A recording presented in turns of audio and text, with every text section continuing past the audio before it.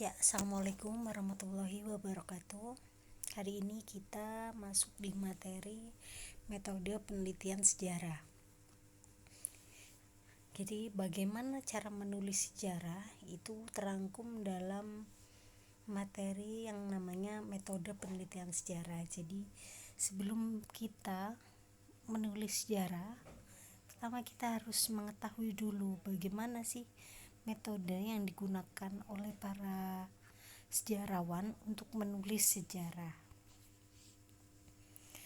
Jadi menurut beberapa ahli, yang pertama menurut G.J. Garahan, metode penelitian sejarah ini merupakan seperangkat asas dan kaidah-kaidah yang sistematis yang digubah untuk membantu secara efektif mengumpulkan sumber-sumber sejarah, menilainya secara kritis dan menyajikan suatu sintesis hasil yang dicapai, pada umumnya dalam bentuk tertulis. Sedangkan menurut Kenneth D. Bailey, metode penelitian sejarah itu merupakan teknik riset atau alat yang dipergunakan untuk mengumpulkan data. Jadi apa saja sih metode penelitian dalam ilmu sejarah itu? Di dalam ilmu sejarah, metode penelitian ini terbagi menjadi 4 tahapan, di mana 4 tahapan tersebut itu harus dilakukan secara sistematis. Yang pertama adalah heuristik atau pengumpulan sumber, kemudian verifikasi atau kritik sumber, selanjutnya interpretasi, dan yang terakhir adalah historiografi. Apa itu heuristik? Heuristik merupakan sebuah langkah awal yang dilakukan oleh sejarawan sebelum seorang sejarawan melakukan penelitian. Heuristik itu merupakan pengumpulan sumber sejarah. Jadi sebelum para sejarawan, sebelum kita menulis sejarah, pertama kita harus berangkat dari sumber dahulu. Jadi ketika kita ingin menulis sebuah tema sejarah, langkah pertama yang harus kita lakukan adalah mengumpulkan bukti-bukti atau sumber-sumber yang bisa membuktikan peristiwa yang akan kita teliti. Sumber sejarah itu terdiri dari banyak sekali. Di antaranya adalah arsip atau catatan sezaman, kemudian foto, babat, hikayat, film, benda-benda atau prasasti, tambo, dan kemudian wawancara dengan tokoh atau yang sering kita sebut dengan sejarah lisan. Jadi kita tidak bisa menuliskan sebuah peristiwa tanpa kita menemukan sumber yang ditinggalkan dari peristiwa tersebut. Ini beberapa sumber yang bisa kita gunakan. Yang pertama adalah Niot. Niot itu sumber koran lama yang diterbitkan dari pemerintah Belanda. Niot kepanjangan dari Netherlands Institute for Oorlogs Documentary. Ini saya contohkan salah satu ya.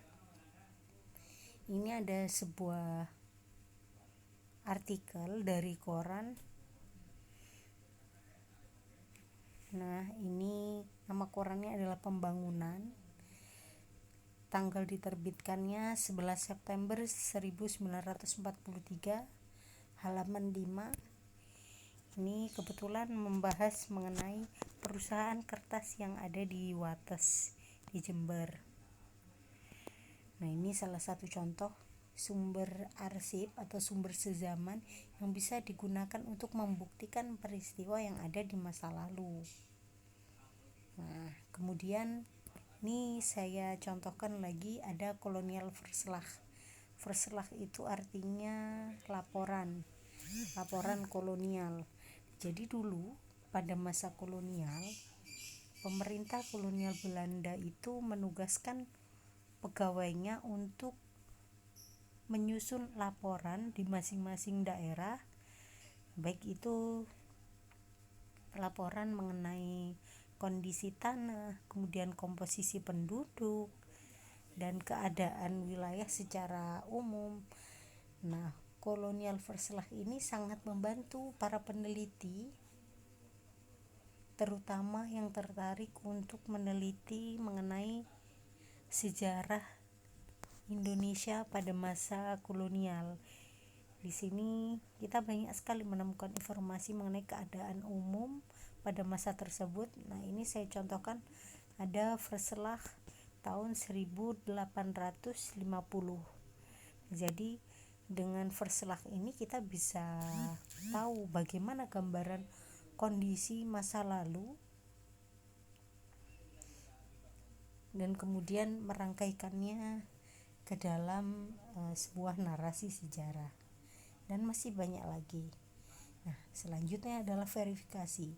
Jadi setelah kita melakukan pengumpulan sumber, nah baik itu sumber arsip, bisa foto, bisa majalah, dan lain sebagainya, langkah yang kita lakukan selanjutnya adalah verifikasi atau melakukan kritik sumber. Jadi ketika kita menemukan sebuah sumber, kita harus mengkritisi dulu apakah sumber yang kita temukan itu keabsahannya bisa dipertanggungjawabkan atau tidak, gitu ya.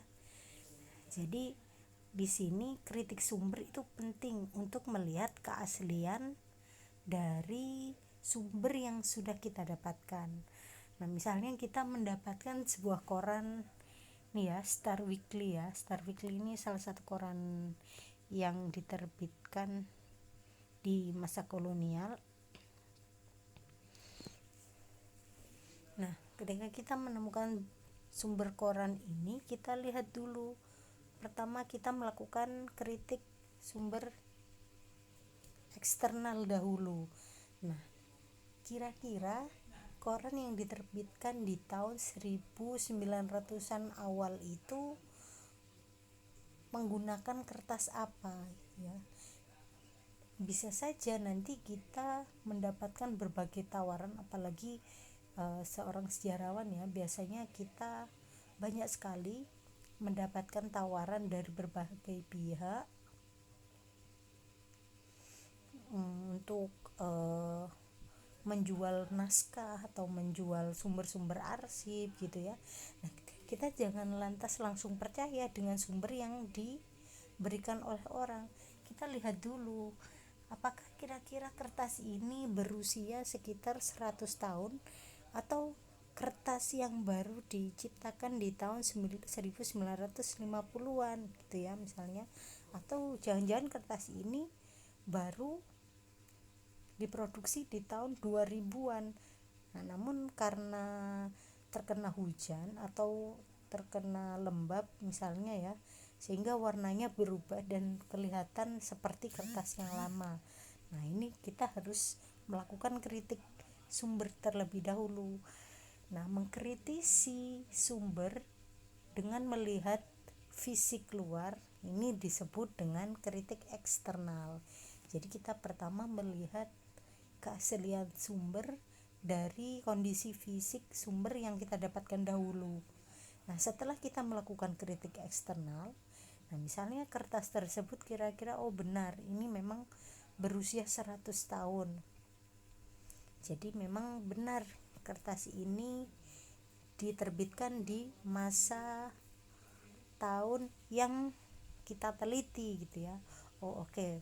Nah, setelah kita melihat keaslian dari sumber yang kita dapatkan, baru kita melakukan kritik yang selanjutnya, yaitu kritik internal. Apa kritik internal? Kritik internal ini adalah mengkritisi keaslian sumber sejarah dari isi teks yang ditemukan di dalam sumber. Nah, apakah isi dari teks yang kita temukan di dalam sebuah sumber itu memberikan informasi yang benar atau tidak benar? Jadi kita melihat isinya, kita membaca dahulu isinya, apakah isinya relevan atau tidak gitu ya. Nah, ini biasanya peneliti membandingkan isi yang diperoleh dari sebuah sumber dengan berbagai sumber lain yang telah ditemukan. Nah, namun memang ini juga cukup sulit. Biasanya masing-masing sumber ini juga memberikan informasi yang berbeda-beda tergantung dengan siapa yang memproduksi arsip tersebut di zamannya gitu ya. Nah, jadi pertama memang ketika kritik eksternal itu sudah dilakukan, maka kita bisa meminimalisir tingkat ketidakaslian dari sumber sejarah dari segi isi teksnya gitu ya. Jadi ketika kita sudah yakin bahwa wah ini memang diproduksi di tahun tersebut gitu. Nah, namun misalnya isi yang kita temukan dari sebuah arsip tersebut itu tidak relevan dengan apa yang kita kaji, maka teks tersebut juga tidak bisa menjadi sumber akhirnya, dan kita harus mengeliminasi sumber tersebut gitu ya. Nah, next. Nah, setelah kita melakukan kritik terhadap sumber-sumber yang kita temukan, selanjutnya kita melakukan apa yang namanya interpretasi. Interpretasi itu merupakan sebuah proses menafsirkan sumber yang sudah dikritisi ke dalam kalimat-kalimat yang mudah dipahami, kemudian dirangkai dalam sebuah paragraf-paragraf. Nah, jadi setelah kita membaca sumber kemudian melakukan kritik, baru kita menginterpretasikannya atau menafsirkannya ke dalam kalimat-kalimat yang nanti akan kita tuliskan di dalam narasi sejarah. Setelah kita menginterpretasikan sumber, langkah selanjutnya adalah historiografi atau menuliskan keseluruhan hasil penelitian menjadi sebuah narasi yang sistematis. Nah, ini proses akhir di dalam penulisan ilmu sejarah, yaitu menuliskan hasil penelitian menjadi sebuah narasi yang sistematis dan kronologis. Jadi kita harus menuliskan peristiwa yang kita teliti ini berdasarkan urut-urutan waktu yang ada. Nah, jadi bisa memudahkan para pembaca nanti untuk memahami peristiwa yang kita tulis. Nah, jadi itu saja ya untuk metode penelitian sejarah. Selanjutnya kita bisa diskusi. Terima kasih.